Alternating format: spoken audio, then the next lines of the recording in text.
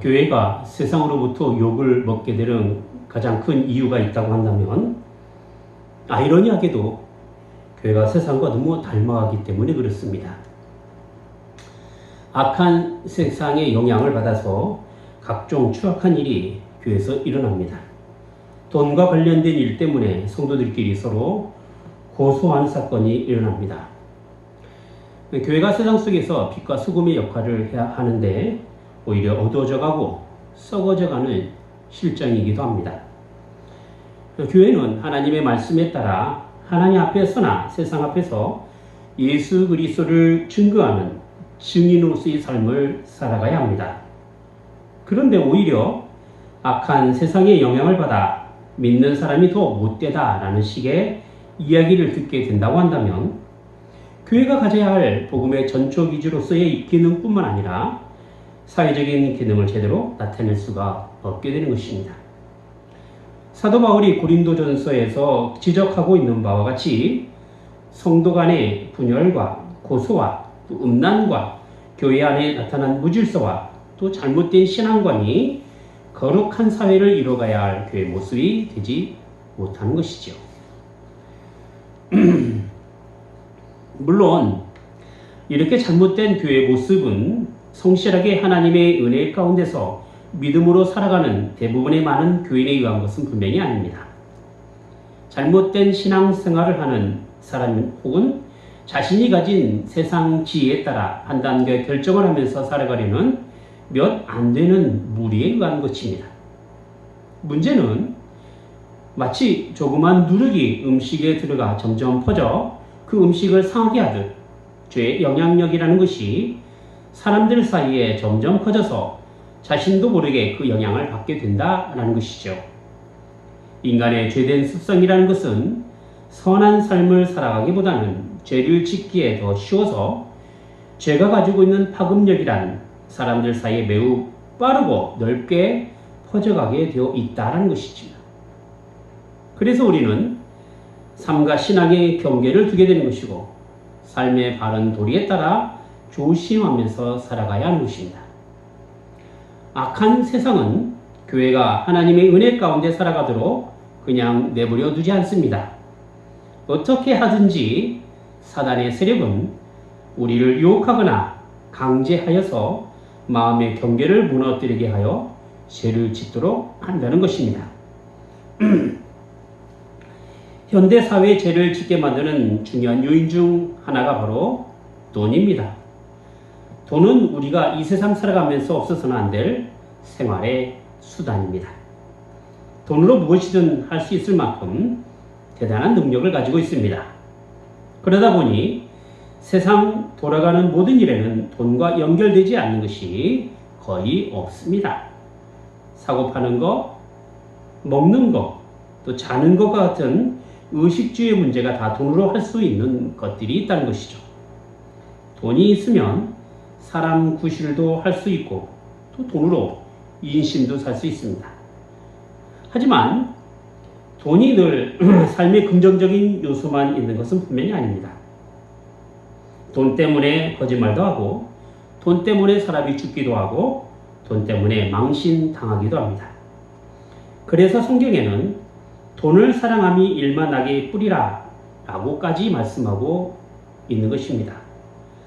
생활에 필요한 것이 분명 돈이지만 어떤 식으로 의존하며 어떤 식으로 애착하고 살아가느냐에 따라서 죄의 시작이 될 수 있다는 것입니다.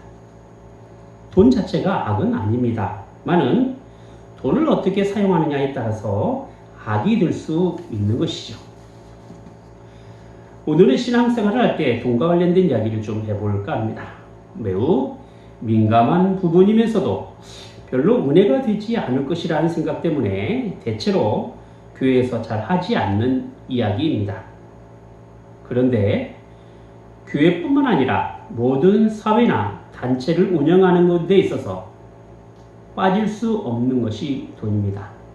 때문에 과연 믿는 사람들이 돈의 사용을 어떻게 할 것인가에 대한 성경적 관점을 오늘 본문 말씀을 통해서 생각해 볼 필요는 분명히 있을 것입니다. 오늘의 이야기는 고린도 교회가 복음 사역과 또 어려운 성도를 돕기 위하여 시작하고 있었던 연보, 즉 헌금으로 돈을 모으는 문제가 사람들을 통해서 어떻게 관리되고 어떤 식으로 사용하고 있는지에 대한 내용입니다. 사도 바울이 가진 연보의 원리는 고린도후서 8장 14절에 있는 것처럼 넉넉함을 가지고 가난함을 보충해 줌으로써 서로가 도움이 되게 하는 것이 있습니다. 성경적 복지가 바로 이렇게 모두가 공평해지게 되는 보편적인 원리를 통해서 나오게 되는 것이죠.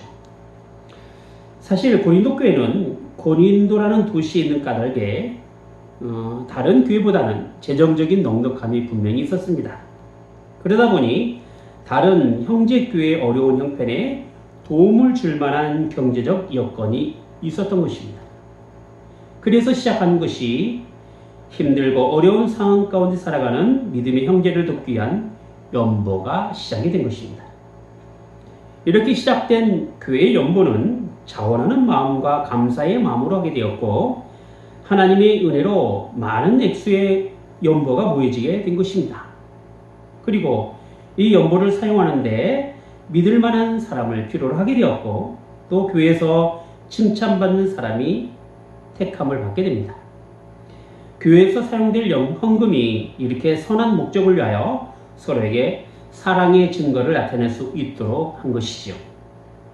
하지만 언제나 연보로 모여지는 것이 돈인 까닭에 제 아무리 선한 목적으로 사용이 된다 하더라도 여러 가지 어려움이 올 수도 있습니다.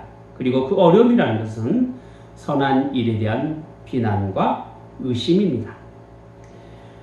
자신의 의도와는 상관없이 비난과 의심을 받는 경우가 있습니다.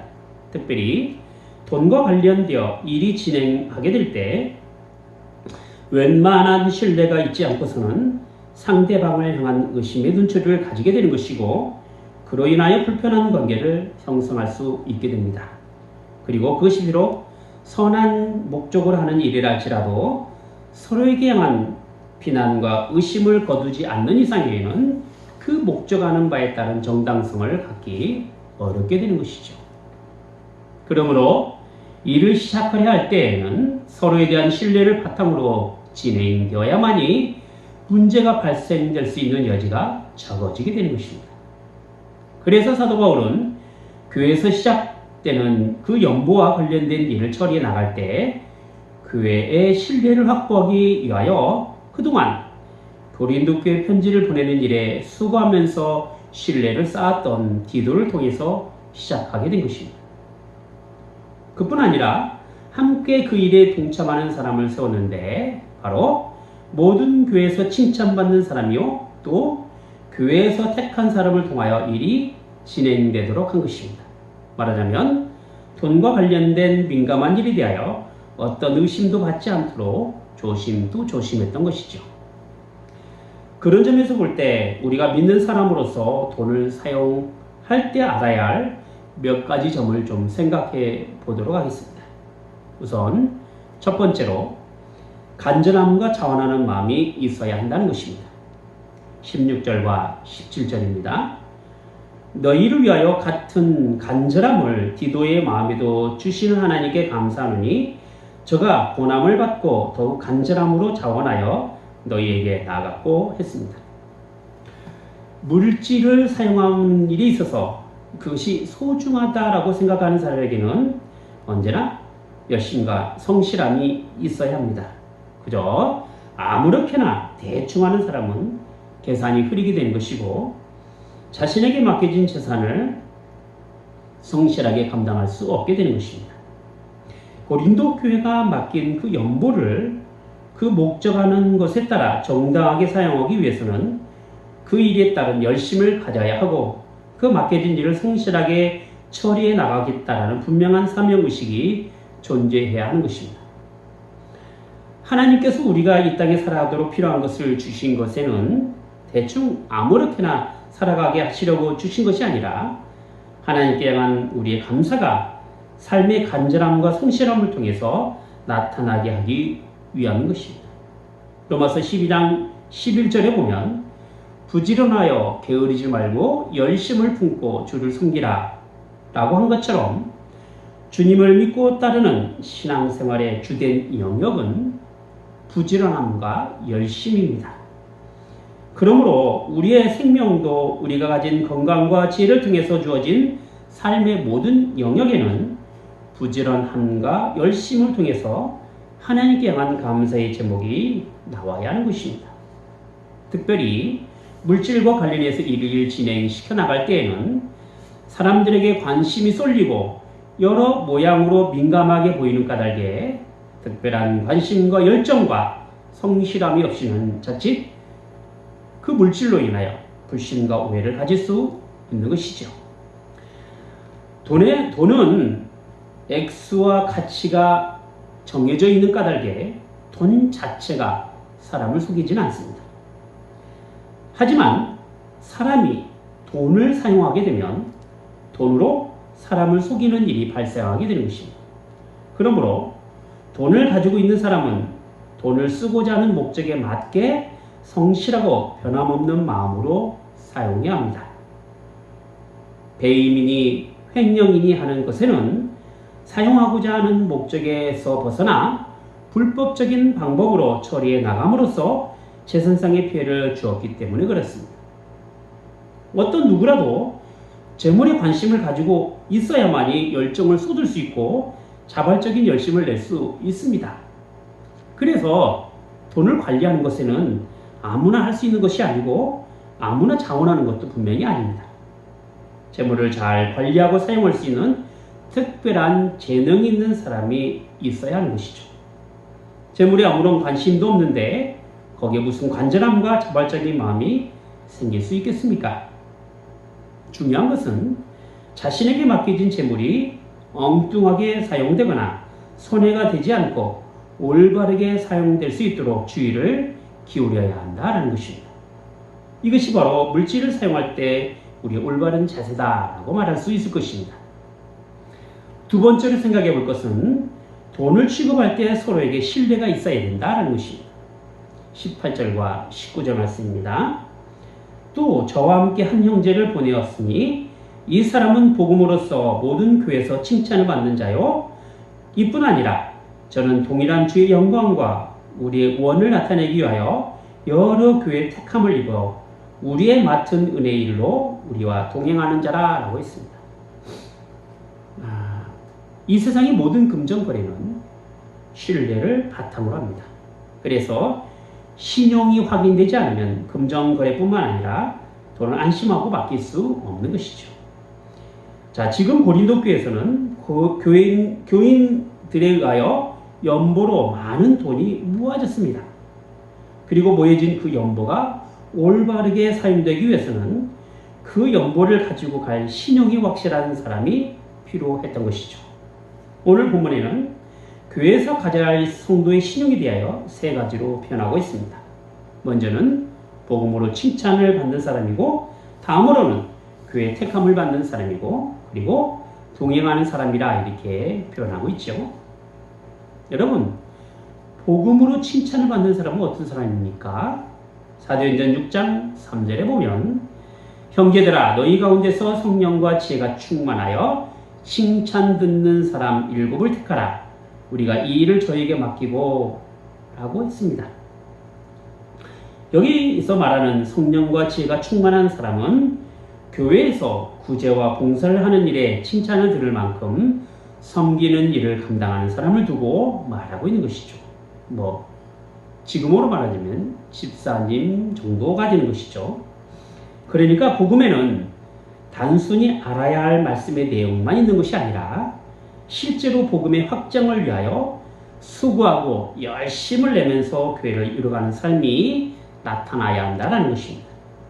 따라서 복음으로 칭찬받는다라고 말을 할 때에는 자신에게 주어진 삶이 복음으로 나타나는 것인데, 특별히 성령의 충만함과 말씀에 따른 지혜가 구제와 봉사를 통해서 나타나는 것을 두고 말하고 있다. 이렇게 이야기할 수 있을 것입니다.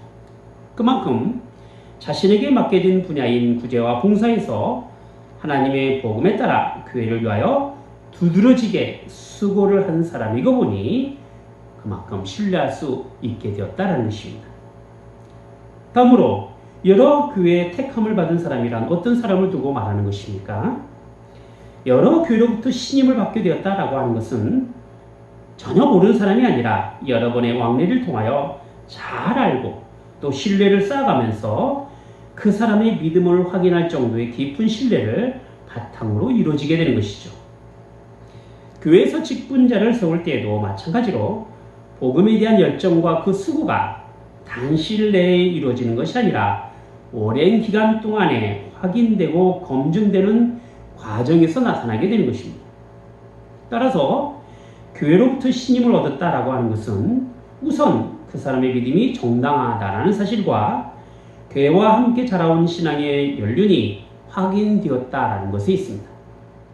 교회가 가장 민감하게 다뤄야 할 재정의 문제나 혹은 함께 교회를 위하여 헌신해야 하는 일에는 더더욱 신앙에 따른 검증의 과정이 필요한 것입니다. 자기의 삶이 섬기는 교회와 함께 가야 한다라는 신앙을 가질 때 비로소 그 사람의 믿음을 교회에서 확인할 수가 있는 것이죠. 그리고 동행하는 사람은 어떤 사람입니까? 간절함과 전하는 마음으로 고린도 교회와 디도로부터 시작된 그 연보는 맡겨진 일을 성실하게 감당해야 할 사람을 필요로 했단 말이죠. 그래서 디도 외에 한 명의 칭찬받는 사람과 또 다른 한 명의 선택받은 사람을 통해서 그 일이 진행되도록 한 것입니다. 여기 동행하는 형제가 누구인가 대하여 성경은 분명하게 언급하고 있지는 않지만 사도 바울의 복음사에게 함께했던 누가 혹은 바나바가 아닌가라는 생각을 하게 됩니다. 중요한 것은 연보를 진행하는 일에 3명씩이나 함께 해야만 했던 것은 그만큼 고린도 교회의 연보를 맡길 만한 자격이 있는 사람과 특별히 그 모은 돈을 관리하는 문제에 있어서 의심이나 혹은 비난받지 않기 위한 사도 바울의 조심스러운 마음이 담겨 있다 할 것입니다. 그래서 돈을 관리하는 것에는 언제나 사람으로 인한 신뢰와 성실이라는 여러 조건을 사용하여 후회되는 요소를 최소화할 수 있도록 해야 된다는 것입니다. 마지막 세 번째로 비록 선한 일을 위해서 일을 한다 할지라도 돈을 사용할 때는 하나님 앞에서나 사람 앞에서 늘 조심해야 된다는 것입니다. 20절과 21절입니다. 이것을 조심함은 우리가 맡은 이 거액의 연보로 인하여 아무도 우리를 해방하지 못하게 하려 함이니 이는 우리가 주 앞에서만 아니라 사람 앞에서도 선한 일에 조심하려 함이라 했습니다. 목적이 정당하면 수단은 아무렇게나 해도 된다라는 식의 논리는 자칫 자기만의 정당성을 확보하려는 잘못된 정의감에서 나오는 것들입니다. 예수님께서 산상순을 통하여 이렇게 말씀하셨습니다. 또 눈은 눈으로 이는 이로 갚으라 하였다는 것을 너희가 들었으나 나는 너희에게 이르노니 악한 자를 대적지 말라. 부모님의 원수를 이제야 갚겠다라는 식의 그 무협 영화의 단골로 나오는 칼싸움이 아닙니다. 잘못된 것을 잘못된 것으로 채워가는 것은 악순환의 연속이 되는 것이죠. 원수는 원수로 갚는 것이 아닙니다. 원수는 사랑으로 갚아야 한다는 사실을 예수님께서 말씀하신 것이죠. 우리가 기억해야 될 사실이 있는데 그것은 바로 선한 일에는 비난과 조롱으로 인한 방해가 늘 존재한다는 것입니다. 그래서 착하다는 이유로 어려움을 당하기도 하고 선한 일을 한다는 사실로 핍박을 받기도 한다는 것입니다. 왜 세상은 좋은 일과 선한 삶의 어려움과 핍박으로 나타나느냐 하면 세상을 주관하는 악한 권세인 사단 마귀가 복음 안에서 살아가고자 하는 믿음의 성도들에게 유혹하고 강제하는 수단으로 사용하기 때문에 그렇습니다. 더구나 돈 문제로 조심하지 않게 되면 경제적 가치를 가지고 있는 재물로 인하여 죄가 발생하게 되고 교회가 세상으로부터 지탄받는 원인이 되기도 하는 것입니다.